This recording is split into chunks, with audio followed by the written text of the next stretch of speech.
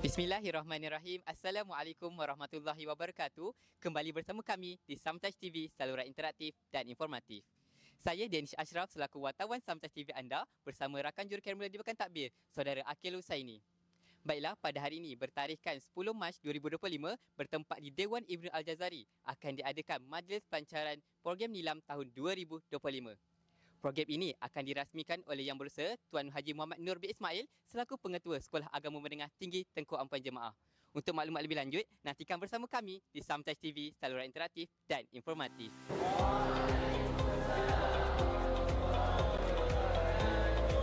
Alhamdulillah. Alhamdulillahirabbil alamin wa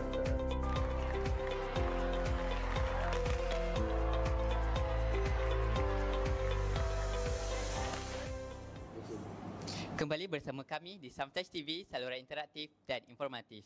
Bersama saya sekarang ialah Puan Siti Kamariah binti Kamari selaku Guru Penyelaras Nilam Sekolah Agama Menengah Tinggi Tengku Ampuan Jemaah. Baiklah cikgu, boleh saya bertanya satu soalan? Boleh. Okey, baiklah. Pada pendapat cikgu, mengapa program nilam ini perlu diadakan di sekolah? Baik, terima kasih atas soalan tersebut.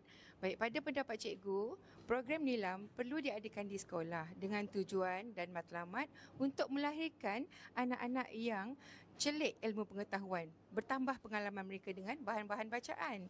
Ya, secara tidak langsung program nilam yang merupakan suatu paksaan kepada murid-murid. Paksaan ini adalah paksaan yang positif untuk membina persediaan minda mereka.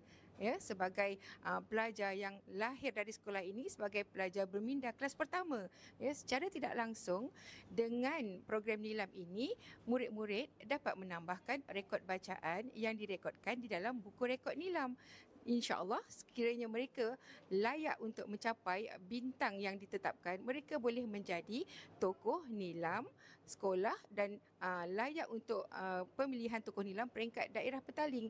Jadi program nilam ini sebenarnya bukan sekadar untuk mengejar anugerah tokoh nilam peringkat daerah petaling, dan kita harapkan mereka boleh mencapai lebih tinggi lagi, ya, mudah-mudahan sampai ke peringkat kebangsaan. Jadi secara tidak langsung pelajar-pelajar keseluruhannya insya-Allah mampu untuk menambahkan ilmu pengetahuan dan membudayakan amalan membaca dengan program nilam ini.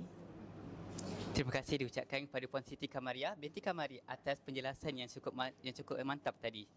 Sekian itu sahaja daripada kami, Samtouch TV, saluran interaktif dan informatif. Nampaknya kita telah pun sampai ke penghujung rancangan. Sekali yang baik itu datang daripada Allah dan sekali yang kurang itu datang daripada kelemahan diri kami.